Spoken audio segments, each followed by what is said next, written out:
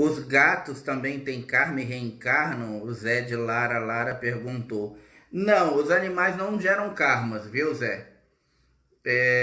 Animais não criam karmas, até porque os animais, como eu tive falando um tempo atrás sobre animais, sobre vida animal, né, aqui, e os animais não são seres que eles possuem uma consciência.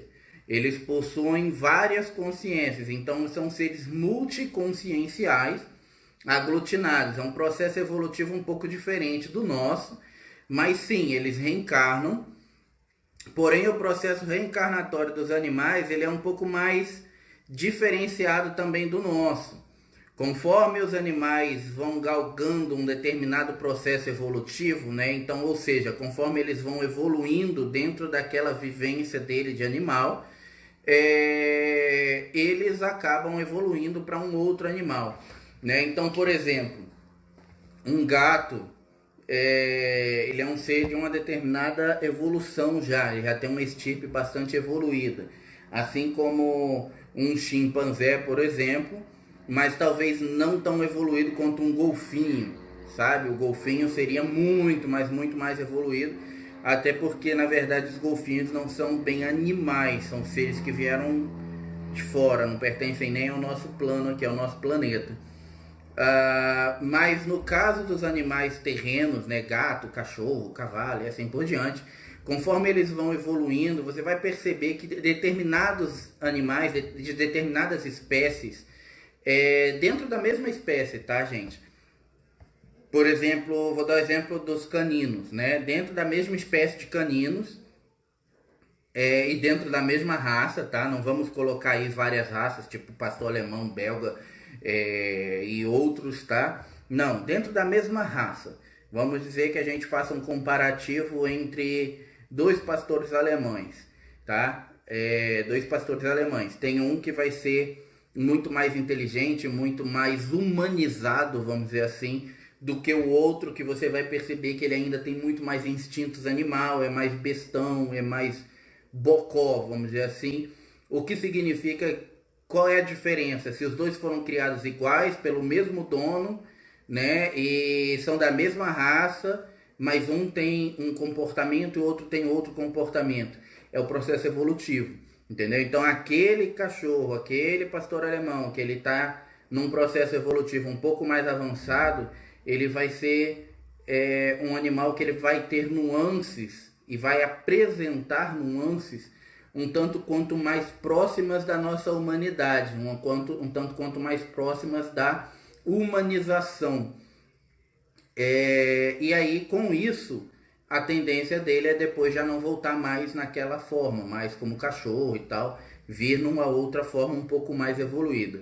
Porém, quanto ao fato da reencarnação dos animais, a escala é muito vasta.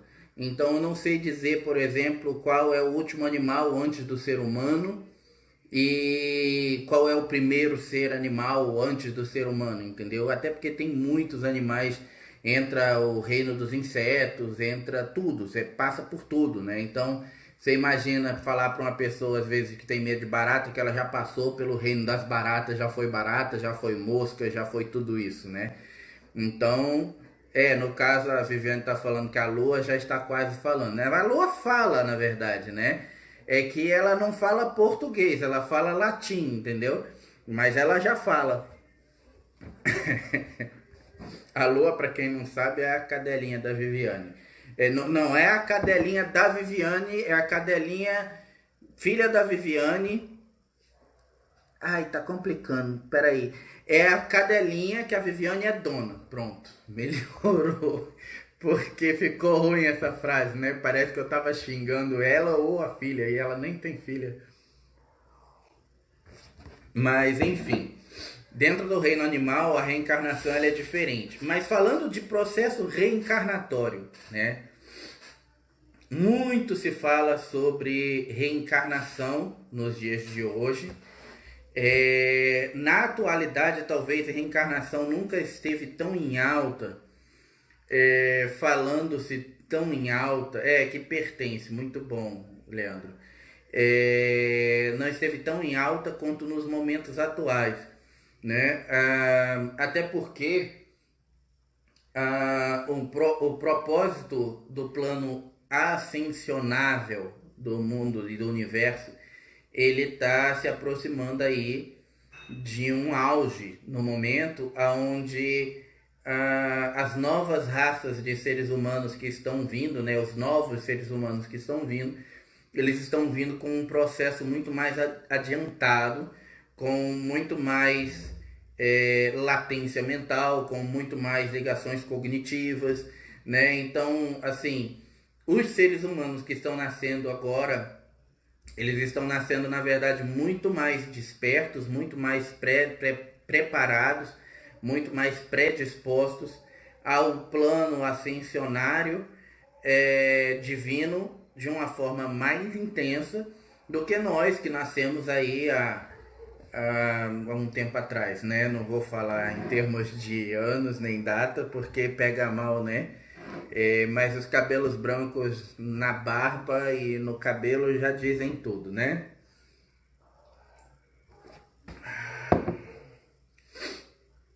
Mas falando em termos práticos, o processo evolutivo está muito adiantado. E conforme o processo evolutivo vai se adiantando, vai chegar um momento onde essa separação entre plano terreno, plano divino, plano espiritual e plano material, essas coisas elas vão deixar de existir. Porque, em verdade, essa questão da dualidade material e espiritual, plano terreno e plano espiritual, plano astral, são coisas necessárias em uma realidade de terceira dimensão. Uma vez que nós estejamos aí vibrando a uma realidade superior à de terceira dimensão, essas necessidades deixam de existir, elas deixam de ser úteis, pois já atenderam ao seu propósito. Os aprendizados que necessariamente deveríamos ter, eles passam a deixar de existir, assim como também o próprio processo de desgaste de corpo físico humano e coisas do tipo, tá? Eu já tive falando aqui, por exemplo, sobre seres dimensionais em outras vezes, e para vocês terem ideia, né, eu já falei isso, um ser de quarta dimensão, que é uma dimensão acima da nossa, nós somos seres de terceira dimensão aqui na Terra, mas um ser de quarta dimensão, em qualquer ponto do universo, tá? Por ser uma dimensão acima da gente, ele já é o nosso oposto no que diz respeito à qualificação energética e física, tá? Enquanto nós seres humanos somos, por exemplo, seres formados de 80% de matéria condensada e 20% de energia livre, e essas 20% de energia livre estaria aí subdividido ainda entre mediunidade e paranormalidade. Um ser de quarta dimensão, ele é 80% de energia livre e apenas 20% de energia condensada. Ah, Pierre, então isso quer dizer que um ser de quarta dimensão tem corpo? Sim, ele tem corpo, né? Como eu já falei outras vezes aqui, um ser de quarta dimensão ele ainda tem 20% de matéria condensada. Mas, gente, vamos pensar, né? Nós somos seres humanos, somos 80% de matéria condensada. Então, o nosso corpo ele é visível, ele é palpável e ele é concreto. Claro, não tão concreto assim, embora eu conheço muitos que é mais concreto na parte da cabeça, né? Mas o corpo humano não é tão concreto assim, mas é concreto porque é palpável, é visível, ele oferece resistência a impactos e coisas do tipo. Então, o corpo tridimensional ele é considerado concreto por esse motivo. Um corpo de um ser que tem apenas 20% de energia, ele é translúcido. Primeira diferença, o corpo do cara vai ser translúcido. Você imagina, você tá conversando com um cara desse, e esse cara tá ali na sua frente, você saber que ele tá ali, porque você pode pegar nele, porque ele tem 20% de matéria. Mas ao mesmo tempo que você está conversando com o cara e olhando na cara dele, você está enxergando através dele. E está enxergando o que está atrás dele, tipo a parede, a sala, a cozinha, a floresta, enfim, onde você estiver, né? Então essa diferença já é absurda, né? Porque Por mais magro, por exemplo, que a pessoa possa ser aqui, você não consegue enxergar através dela, né? Se ela ficar de lado e ela for muito magra, ela de repente até desaparece, mas você enxergar através dela, não. Agora, um ser de quarta dimensão, ele tem esse corpo translúcido, então você tem como enxergar através dele. Porém, como eu falei, ele possui um corpo físico de 20% de matéria condensada. Então, se você encosta num ser desse, você toca nele, é uma sensação parecida como se você pegasse numa gelatina, sabe? Como se estivesse pegando numa gelatina, que é também translúcida, você enxerga através dela, ela é mais ou menos 20% de matéria condensada também, né? Seria mais ou menos parecido com uma gelatina natural sem cor e sem gosto, né? Um ser desses. Já nós não, somos 80% dessa matéria condensada. Então, para vocês terem uma ideia de como o processo evolutivo digamos assim, importante, né? Porque conforme você vai crescendo dentro desse processo evolutivo, você vai galgando uma melhora até mesmo na sua máquina. Você vai fazendo um upgrade no seu corpo, na sua psique, na sua energia, né? Como se você tivesse hoje, por exemplo, um computadorzinho de mesa, daqueles notebooks bem safadinhos da Positivo.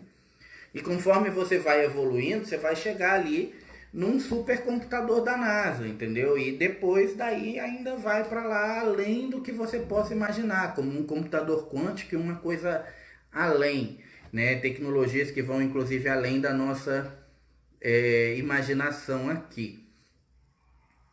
Mas o processo evolutivo, no caso de nós seres humanos, ele é diferenciado dos outros seres por um motivo específico. Um ser desse, de quarta dimensão, como eu falei, ele possui muito mais energia livre do que matéria condensada. E por ele possuir muito mais energia livre do que matéria condensada, ele também não possui desgaste. Então, seres de quarta dimensão em diante, eles não possuem imortandade. Eles não morrem. Aí você vai perguntar assim, poxa Pierre, mas então como é que faz?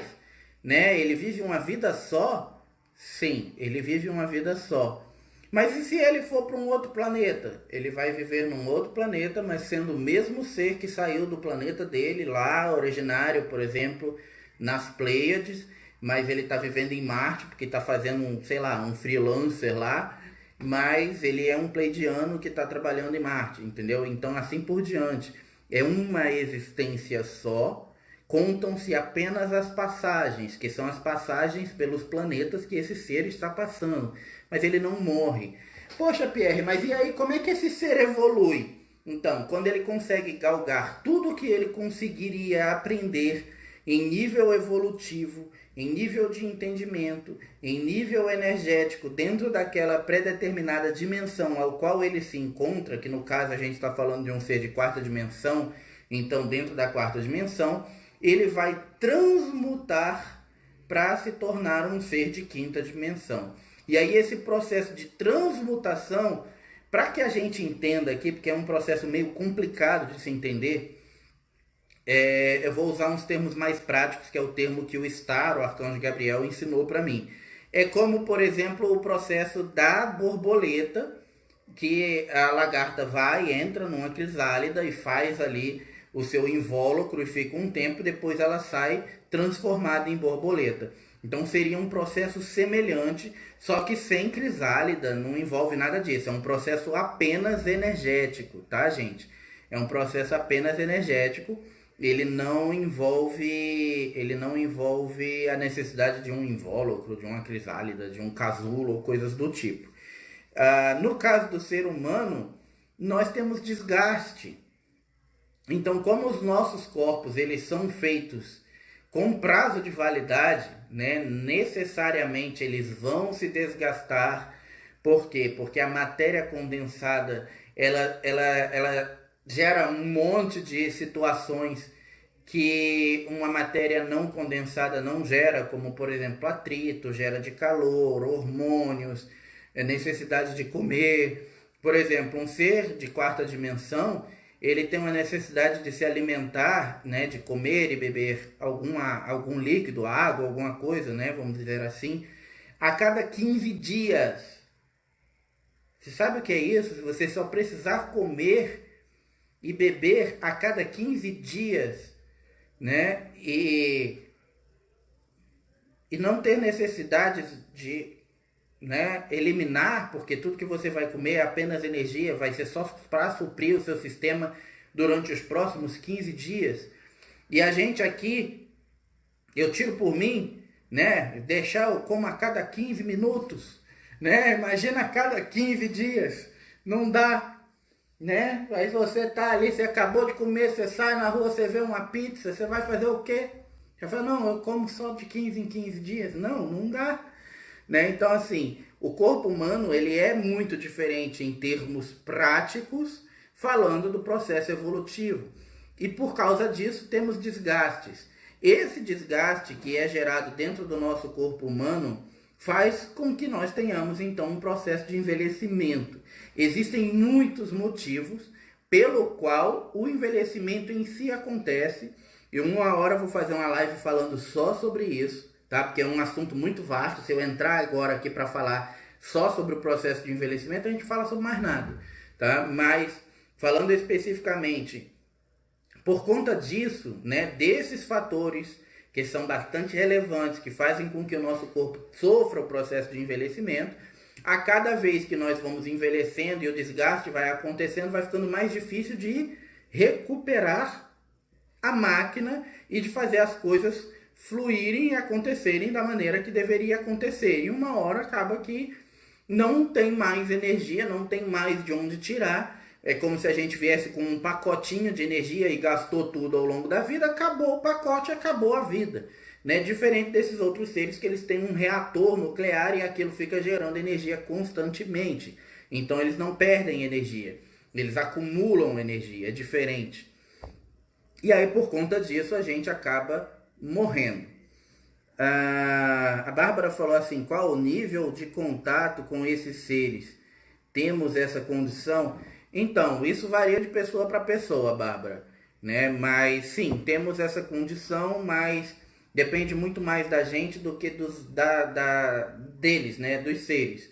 Eu já falei sobre isso aqui em outras vezes, tem mais a ver com a nossa preparação emocional, energética, física e mais um monte de coisas.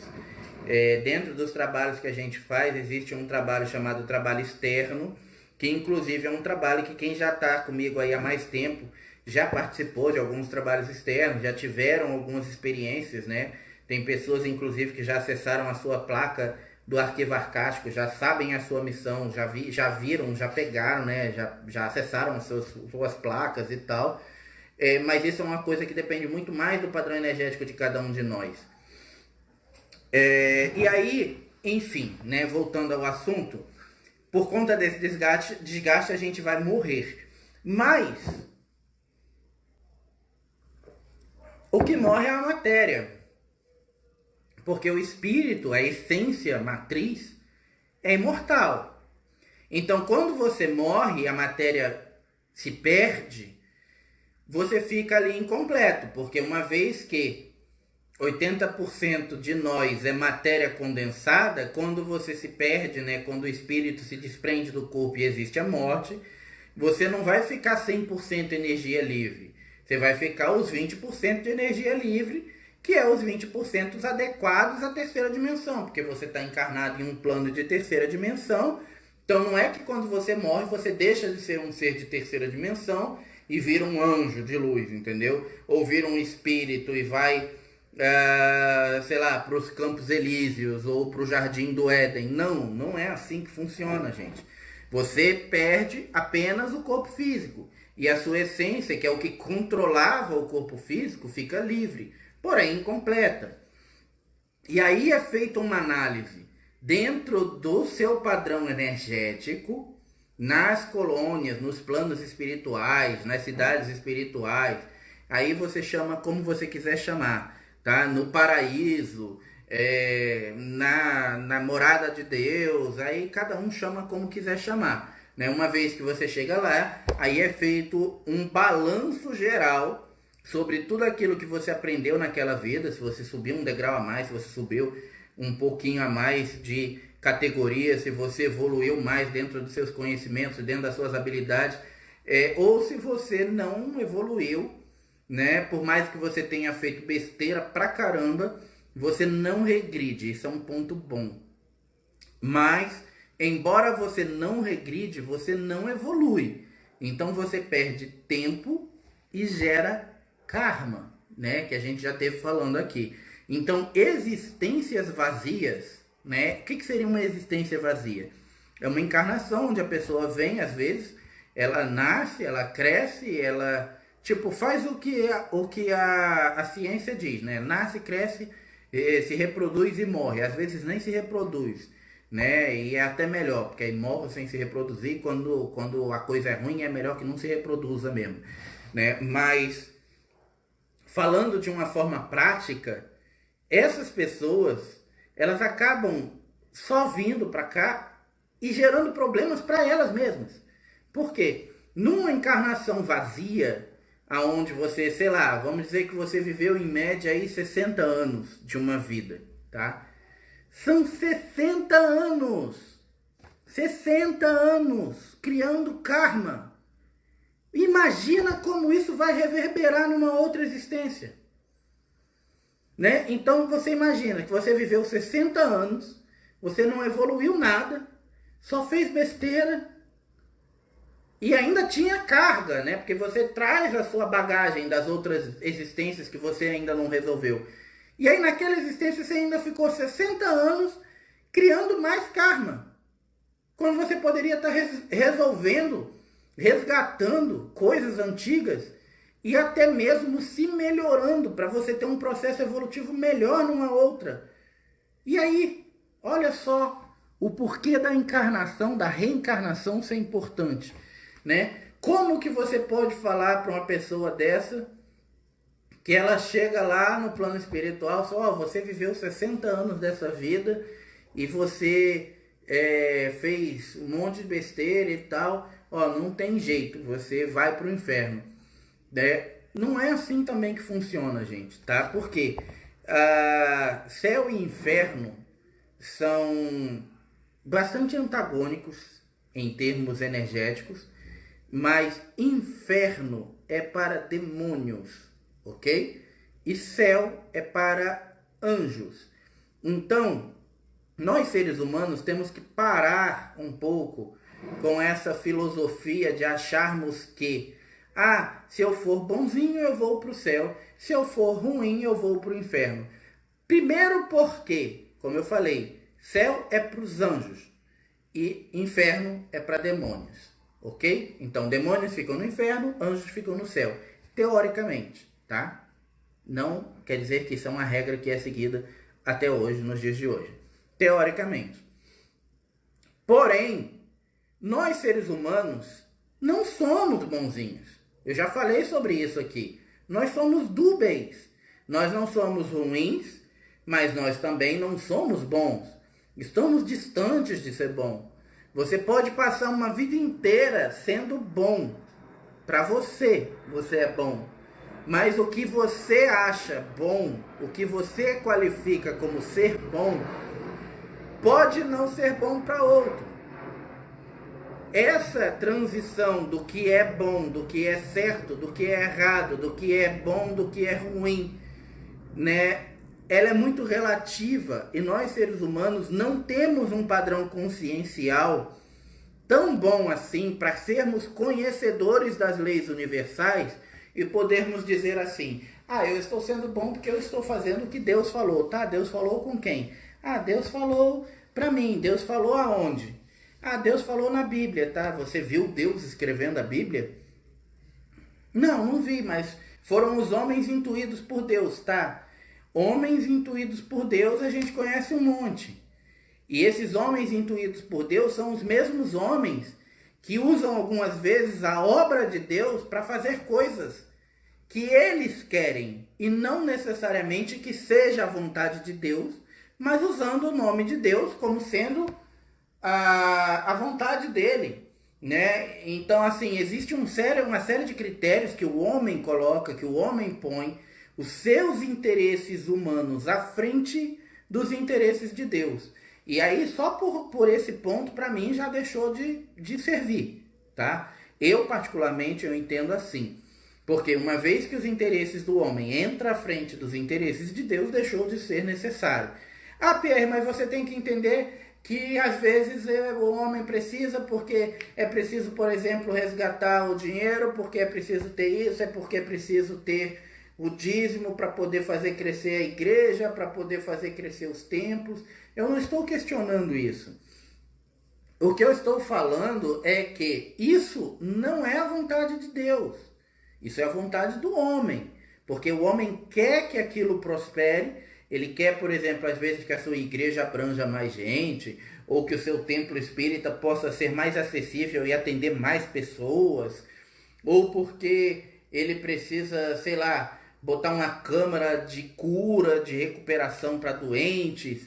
Mas isso não é a vontade de Deus, isso é a vontade do médium, isso é a vontade do pastor, isso é a vontade do pai de santo, isso é a vontade do homem. Não é a vontade de Deus, tá? A vontade de Deus é que você evolua, que você trate o próximo como a si mesmo. Já aí já encontramos outro problema, né? Porque para tratar o próximo como a si mesmo, primeiro você tem que saber como tratar a si mesmo, como amar a si mesmo. Tá lá nos mandamentos. Amai a Deus sobre todas as coisas. Então, amai a Deus sobre todas as coisas, todas as coisas. Acima do seu celular de última geração, acima do seu carro do ano, acima do seu melhor videogame, acima do seu computador, acima do seu emprego, acima da sua esposa, acima dos seus filhos, acima da sua própria existência. Amai a Deus sobre todas as coisas é isso. Amai a Deus acima de tudo, acima de você mesmo. Quem de nós estaria hoje preparado para dizer: ah, eu amo a Deus mais do que a mim mesmo, né? Não, não. Tá certo que tem gente que não ama muito bem nem a si mesmo, né? Mas aí já entra um outro problema, porque nesse mesmo mandamento, segunda parte dele diz: amai a Deus sobre todas as coisas e ao próximo como a ti mesmo. Deu ruim, né? Por quê? E se você não ama a si mesmo? Ou se você não ama a si mesmo muito bem, adequadamente, como é que você vai amar o próximo como a si mesmo, como você não sabe ainda se você ama a si mesmo? Se você ama a si mesmo de uma forma mais ou menos, eu vou amar o próximo mais ou menos. E aí se o próximo faz alguma coisa é porque ele me magoou, né? Nós somos sempre muito magoáveis, muito atingíveis, muito vítimas de alguma situação. E a maioria das vezes nós não percebemos que somos vítimas, sim, de nós mesmos. Nós somos vítimas, mas nós também somos os algozes de nós mesmos. Principalmente quando deixamos de agir, quando deixamos de tomar uma decisão, quando deixamos o nosso processo evolutivo na mão de outrem. O seu processo evolutivo é seu, é a sua existência, é livre-arbítrio, né?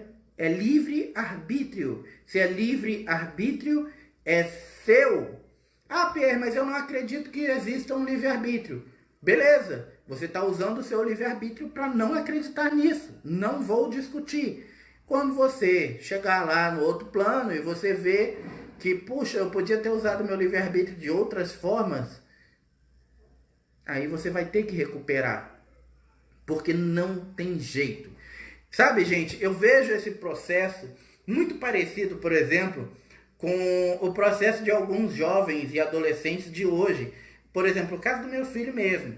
Meu filho é uma criança, não é uma criança mais, né? Já é um adolescente. Ele é um aborrecente. Meu filho é um aborrecente já. Vai fazer 16 anos. E ele é um adolescente extremamente inteligente. Ele é extremamente inteligente para o que ele quer. Ele é extremamente inteligente, mas ao mesmo tempo ele é extremamente idiota, extremamente burro. Por quê? Ele é inteligente para aquilo que ele quer, para aquilo que ele acha que é interessante, e para aquelas coisas que ele acha que são interessantes e que a maioria das vezes não vão acrescentar nada. E por que eu estou usando ele como exemplo? Geralmente porque na idade desses adolescentes, na idade dele, a gente tem isso um pouco mais evidenciado. Mas ali nós estamos também moldando como nós vamos ser nos anos futuros, como nós vamos ser na frente. E aí o que acontece? Que é o exemplo que eu quero dar. Ele é extremamente inteligente, ele tem uma inteligência muito boa, ele consegue guardar informação e tal, mas ele passa o ano inteiro na sacanagem, sabe? Tipo, levando na trolha assim, sabe? Só zoando. E aí chega no final do ano, fica em recuperação. A gente fica louco, fica doido com ele. E aí ele vai lá, e aí ele mete a cara, e ele passa. Por quê? Porque ele é inteligente. Então assim, ele consegue recuperar em poucos meses o que ele deixou o ano inteiro sem fazer. Mas é isso que dá raiva. Por quê? Precisa esperar o ano inteiro para chegar no final do ano. Que nem um idiota, quando tá todo mundo de férias. E aí ele ir lá e ter que ficar metendo a cara ainda, estudando, perdendo tempo para poder passar de ano, quando já poderia ter passado no meio do ano. E aí trazendo isso para dentro dessa live de hoje.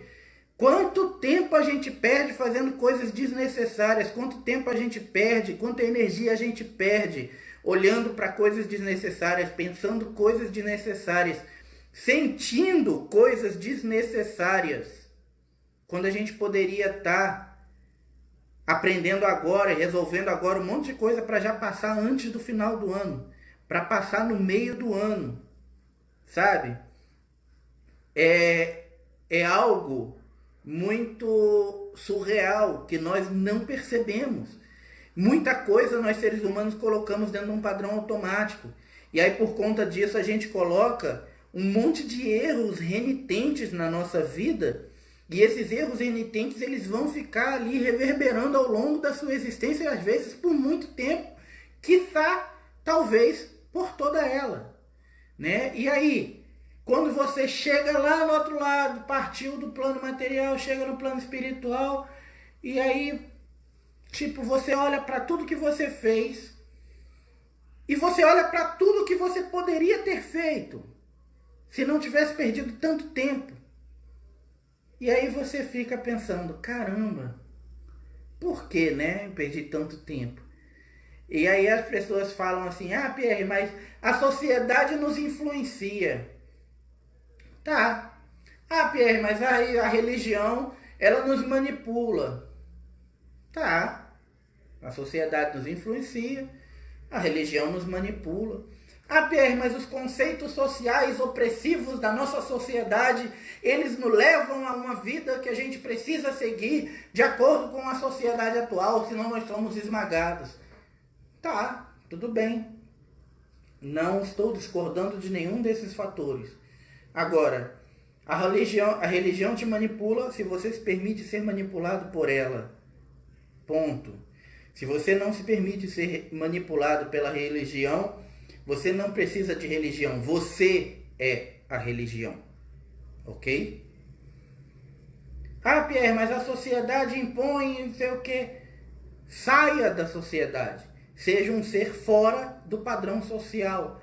Enquanto muitas vezes você tenta ali se adequar e você na verdade era uma pessoa que deveria estar se sobressaindo, você vai sofrer. Por quê? Você está tentando ficar num lugar que não é seu. É como você pegar uma calça que não te serve e querer vestir. Né? Você vai conseguir? Pode ser que sim. Existe aí, né, o azeite para isso, né? Você passa o azeite no corpo e veste a calça, de repente ela entra, né? Se você vai respirar, não sei. Depende do quão apertada essa calça é. Se ela vai fechar ou não vai, também não sei. né? Mas se for carnaval, de repente tá tudo certo. Você pode vestir a calça com azeite, ela fica ali embalada a vácuo e você não precisa fechar, você sai com ela aberta porque é carnaval, no carnaval pode, né? Tá tudo certo. Gente, a gente perde tempo. E enquanto perdemos tempo, geramos karma. E enquanto geramos karma, deixamos de fazer. E enquanto deixamos de fazer, ficamos sofrendo por coisas que estão acontecendo além, né? Além do nosso alcance. E nada é além do nosso alcance.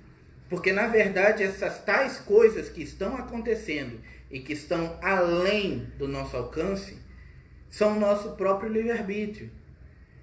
Como eu já falei umas outras vezes, não escolher alguma coisa, não tomar uma decisão, não tomar uma iniciativa, não fazer algo a respeito, já é uma decisão. Se você vai gostar do resultado dessa sua inação, aí, filho, é você que vai decidir. Agora, se você já teve alguns processos de inações antes e sabe muito bem que você não gosta do resultado das coisas quando é algo que você não escolheu, porque você não escolheu aquilo, escolha. Use seus poderes de decisão, use o seu livre-arbítrio de forma sábia, ao seu favor e não contra você. Use a sua intuição. Aproveite o processo evolutivo que você está tendo no momento. Aproveite essa existência. Você vai ter outras, fato. Mas você vai deixar para amanhã uma melhora que você pode ter agora e obter agora. Estamos próximos dos momentos finais desse planeta, né? Não estou falando que o planeta vai morrer, gente. Não é isso, tá? Até porque eu não gosto muito dessas políticas de medo que se divulgam por aí. Mas estamos próximos de um momento planetário que a gente vive. A era vai mudar, a vibração vai mudar, a dimensão vai mudar. E você estaria preparado para poder se enquadrar nessa nova dimensão, para poder se adequar à Terra em um novo plano dimensional, né? Pensa como se a gente tivesse agora num guichê, numa fila que está indo em direção a um guichê para carimbar o nosso passaporte. E aí o momento agora seria o momento de você se perguntar: será que você está no guichê certo? Será que você está no guichê que você queria estar? A Leia pediu para explicar mais detalhadamente o processo de reencarnação. Tá, o processo de reencarnação ele funciona da seguinte maneira. Primeiro, nós seres humanos, né, temos em média uma necessidade reencarnatória com uma certa peculiaridade, com uma certa regularidade. Pois, como eu falei, por mais que hoje nosso âmbito de vida, né, não é âmbito, expectativa, nossa expectativa de vida tem aumentado, em média o ser humano é feito com prazo de validade, é perecível. Então, em média, você vive aí 60, 80 anos de boa, depois disso já não está tão de boa assim, é mais difícil, né? Não quer dizer que você com 80 anos você está morrendo, mas dos 80 para lá a vida é mais difícil, porque o corpo já tem mais desgaste, você geralmente tem mais doenças, você tem mais dificuldades para o processo encarnatório se manter. E aí vem a necessidade da reencarnação. A necessidade da reencarnação, porém, ela acontece, como eu falei, de acordo com o seu grau de aprendizado, o seu grau de entendimento das leis universais, a sua evolução como um todo. Quanto mais encarnações, mais significa que você, na verdade, tem uma necessidade de evolução dentro daquele plano para entender, compreender todos os âmbitos, porque você ainda não conseguiu. Porém, isso varia muito de pessoa para pessoa. E a encarnação ou a reencarnação, ela não é algo fechado, tá? Então não existe essa, por exemplo, de uma pessoa falar assim: a reencarnação geralmente acontece uma vez a cada 1000 anos. Não, não é assim, tá, gente? o caso ele é muito variado e vai ser muito julgado pelos planos ascensionários, né, pelos senhores do karma, pelos planos energéticos das cidades espirituais, das colônias e tal, de acordo com a necessidade da pessoa. Então tem casos de pessoas que às vezes demoram entre uma encarnação e outra mais ou menos um século, e tem casos, como eu já vi, de ser em menos de 2, 3, 5 anos. É extremamente raro, mas acontece, tá? Casos de reencarne com 3, 4, 5 anos são extremamente raros. Nesse caso, inclusive, é uma reencarnação que ela tem um nome específico, nós chamamos de reencarne compulsório, tá? Quem quiser depois pesquisar mais sobre isso, pode pesquisar na internet, você consegue achar sobre reencarnação compulsória.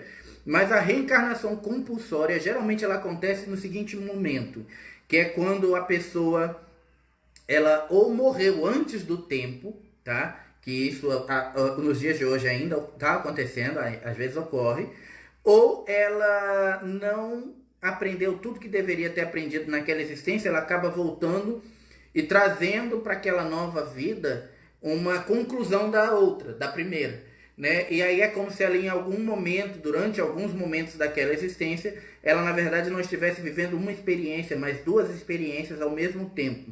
O final de uma outra existência e o início de uma nova reencarnação.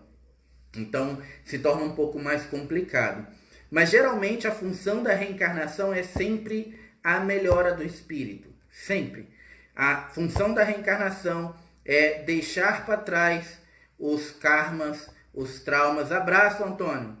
Os karmas, os traumas, as coisas que te lesionaram em uma vida passada, resgatar isso de uma forma mais intensa e completa e se tornar um ser humano melhor naquela próxima encarnação, tá?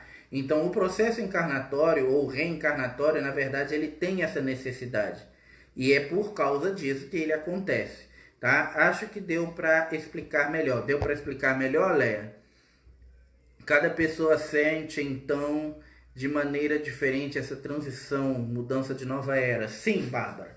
Cada pessoa sente de uma forma diferenciada. Porém, nos momentos atuais, aquelas pessoas, né, que eu costumo dizer aqui, que são os dimensionais ou os estelares, né, que na verdade é a grande maioria de nós, que somos espíritos que viemos de fora para a Terra, então não, na verdade não somos espíritos terrenos, somos seres de outras coroas, de outros planos, de outros planetas, fazendo alguma coisa aqui, ou pelo menos deveríamos estar fazendo, né, alguma coisa aqui. Esses sentem de maneira diferente, tá, do que o resto dos humanos normais. E geralmente esses sentem muito, tá? Os estelares ou dimensionais, eles sentem muito o processo de transição que o planeta está passando. Por quê? Porque energeticamente eles são mais sensíveis, mentalmente eles têm uma capacidade energética diferente. Enquanto um ser humano normal tem 40 ciclos por segundo de velocidade mental, um estelar ou dimensional tem 60 sem fazer nada, né? Então tudo isso acaba fazendo com que ele sinta tudo de forma diferente. Depois dessa vida terá reencarnação?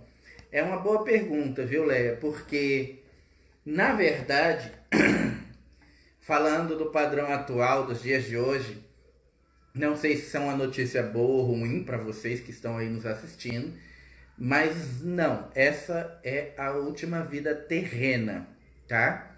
Principalmente para os estelares, para os dimensionais, os espíritos que vieram de fora. Então, por ser a última existência terrena, também acaba sendo talvez aí um pouquinho mais complicada, porque nessa existência atual, que é a última existência terrena dos estelares, você tem a necessidade então de resgatar um pacote de karma específico com maior peso, vamos dizer assim, e uma maior necessidade. E cumprir necessariamente pelo menos 1% da sua missão divina, 1% da sua função terrena. Caso você não consiga resgatar esse pacotinho de karma E caso você não cumpra os 1% da sua missão terrena, aí o Hercólobos te espera, né? Ou seja, você vai estar no guichê errado. Por quê? O plano terreno está mudando. A Terra está voltando para ser um planeta de quarta dimensão, como eram nos primórdios antes de um monte de coisa acontecer. Então ela vai se tornar um planeta de quarta dimensão. Aliás, de quinta, né? Já está vibrando em quarta. E com isso os seres humanos vão se adequar a essa energia de quarta dimensão. Porém, os estelares que vieram em missão, que vieram para fazer o que tem que fazer, esses têm que voltar então para os seus planetas, para os seus pontos de origem, para de onde vieram. Só que não dá para você voltar para lá como nós estamos aqui, como seres humanos, falhos, um monte de problema, com um monte de problema emocional, com um monte de trava, com um monte de disfunção. Então você precisa melhorar nessa última encarnação tudo que você não conseguiu resolver na outra e ascender. E fazer pelo menos 1% da sua missão. Se você consegue cumprir pelo menos 1% da sua missão, os seres cósmicos dizem que o processo de modificação do corpo e ascensão, isso eles fazem nas naves lá com uma tecnologia deles e tal, que aí é dentro da nave do comandante Astacheran, que é a Confederação Intergaláctica, que faz isso. O negócio é você fazer 1% da sua missão terrena quando você não sabe nem quem você é e muito menos qual é a sua missão, tá? Então, é aquela coisa do perder tempo. Quanto tempo, às vezes, a gente está perdendo tempo aí antes de efetivamente, realmente buscar saber disso.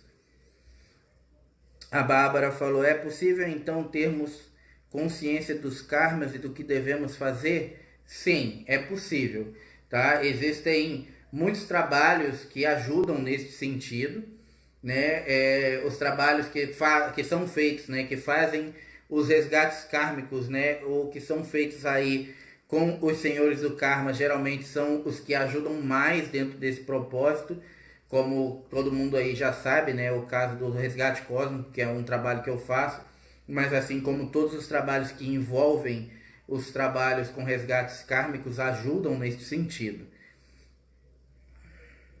A Aline perguntou o que podemos fazer para amenizar os sintomas físicos da transição. A única coisa que se pode fazer para amenizar os sintomas físicos da transição é melhorar os nossos aspectos e fazer com que esses aspectos nossos se integralizem, tá? Ah, Pierre, eu não entendi nada. Vou explicar. O seu corpo físico, o seu corpo mental, seu corpo emocional e o seu corpo energético devem ser adequados. Então, você tem que cuidar do seu padrão energético, você tem que cuidar do seu padrão emocional, você tem que cuidar do seu corpo físico, tá? Se um deles está em desequilíbrio, não vai dar muito certo. Você vai sentir as coisas com bastante intensidade.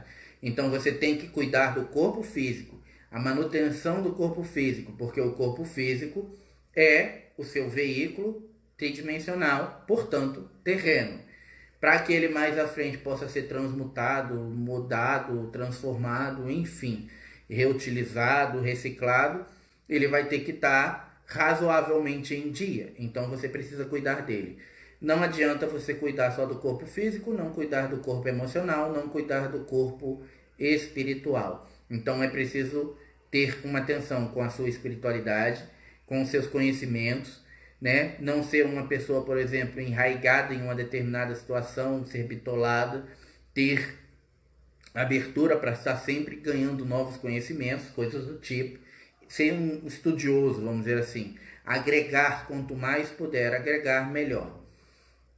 Tomás falou, acho que não sei quem sou, só sei que não gosto. É verdade. Renato Russo. Pois é. Bom, eu acho que essa frase é uma frase muito interessante, viu, Tomás? Porque se você não sabe quem é, né, isso é um primeiro passo, tá? Para você começar a buscar isso aí, para tentar entender e saber quem você é. Ótimo, é um primeiro passo. Mas se você não gosta de quem você é, isso é problemático. Porque se você não gosta de quem você é, mas ainda também não sabe quem você é ou quem você poderia vir a ser, isso aí por si só já envolve trabalho. Então, isso aí por si só já demonstra que você vai precisar se mexer um pouquinho mais para tentar descobrir quem é, ou pelo menos gostar um pouco mais de quem você é. Entendeu?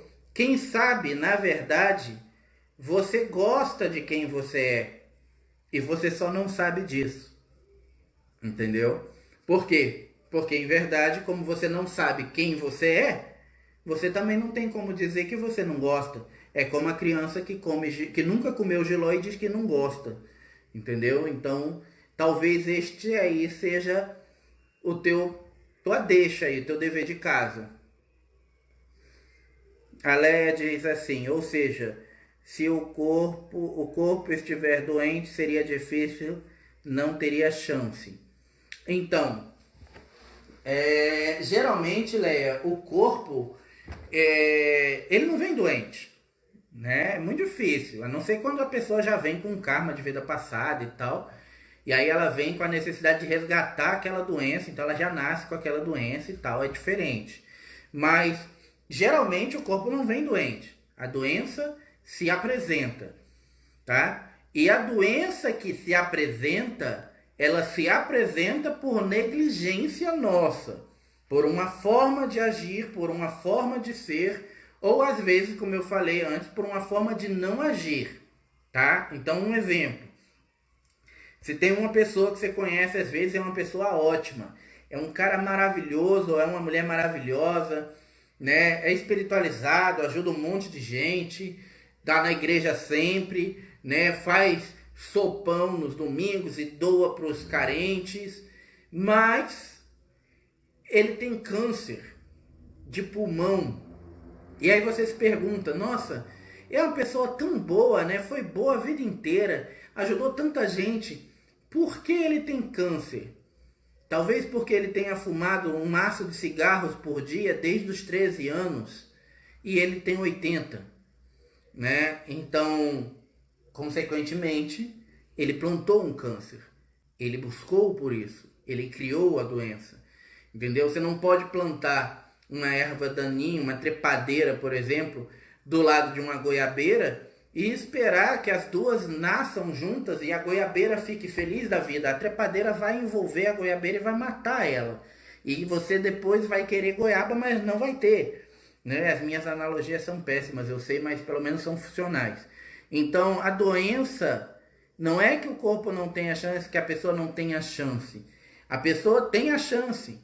Até ela, vamos dizer assim, plantar uma doença no corpo. Uma vez que ela plante a doença no corpo, não significa que ela não tenha chance ainda. Porque ela pode tentar se recuperar, tentar melhorar e algumas vezes, dependendo do grau da doença, do tipo da doença, até se curar.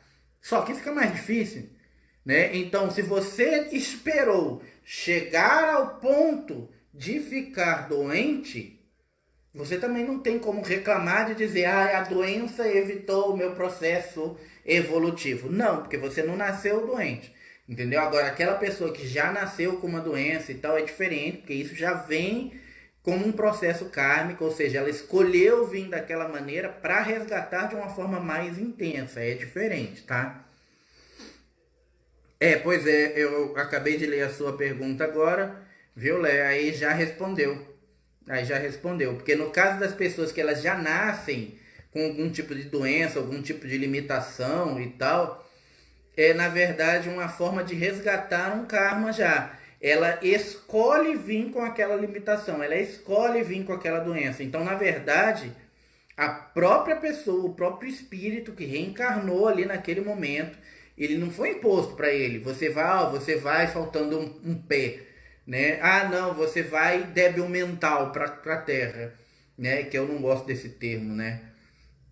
Ah, você vai com um coração pequeno, né? Eu conheço um monte de Grinch por aí, sabe? De coração pequeno.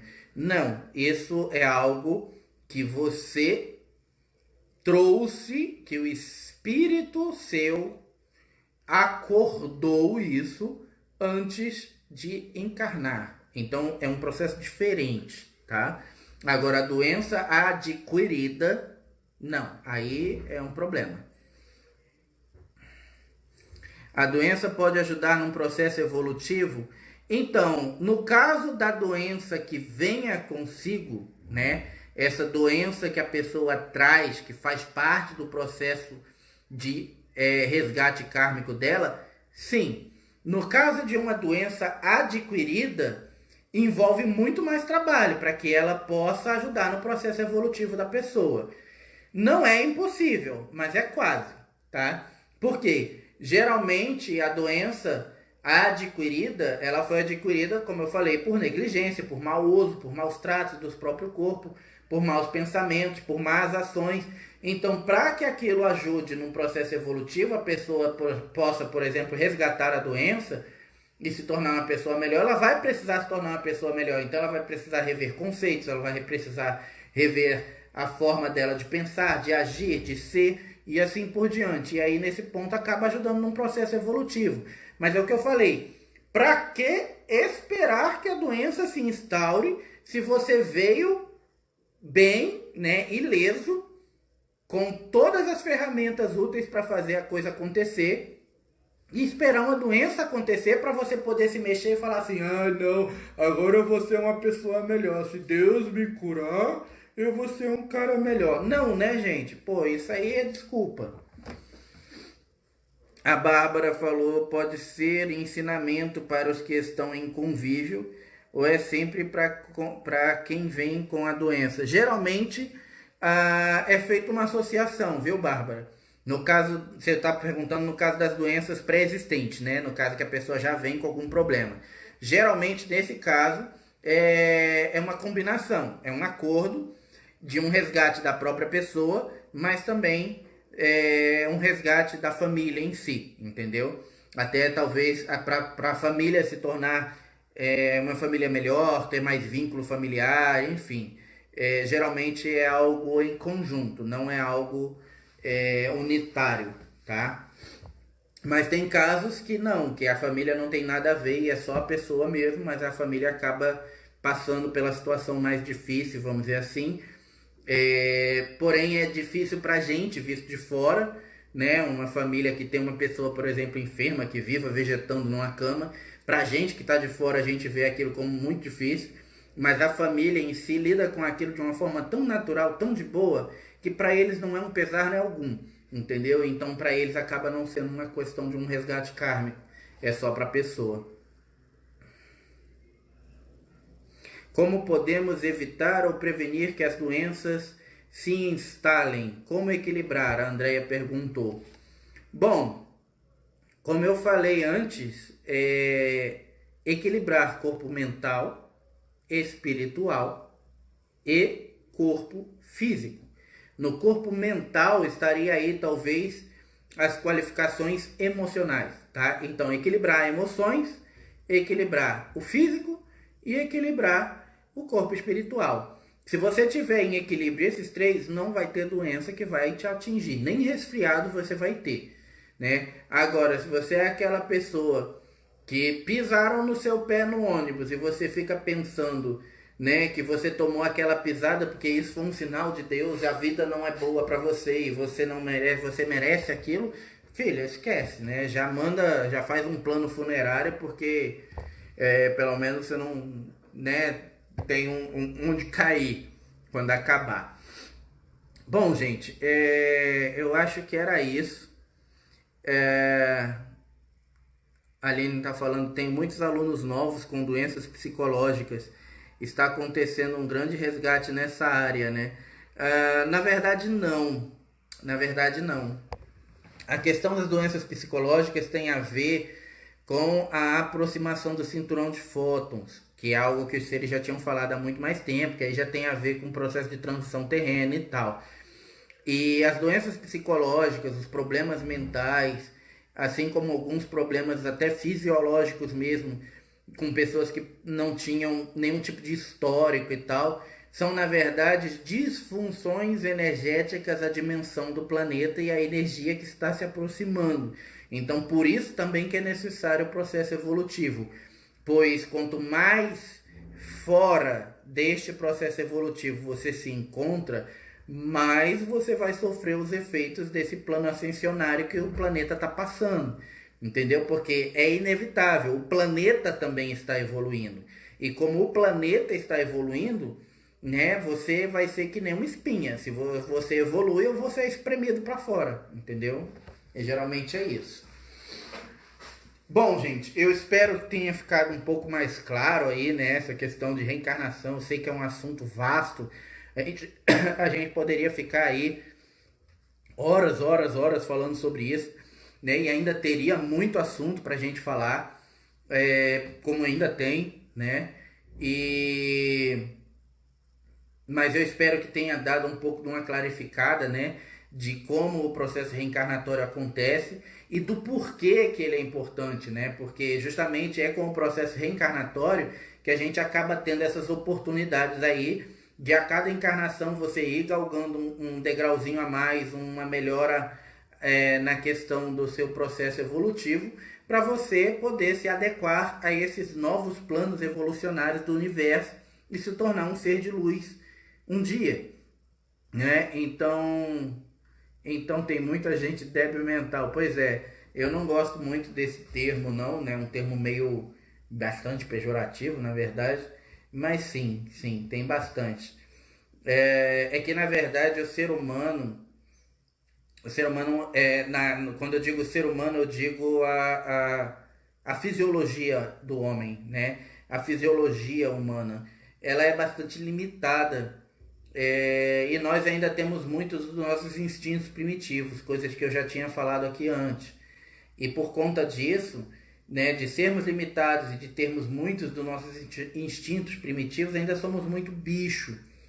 E aí fica mais difícil de você conseguir evoluir, de você conseguir galgar novas coisas, de você conseguir se melhorar, inclusive até nos aspectos mentais, de conhecimento e tal, quando você é fechado para muita coisa, você acha o dono da verdade de alguma maneira, entendeu? Ou quando você é bitolado em uma determinada verdade absoluta do universo e não existe outra, né? Porque como já dizia o filósofo, né, é questionando que se chega à resposta, né? Então, se você não questiona, não se queixe de nunca achar a resposta, tá? Se eu não me engano, é de Sócrates essa frase, tá?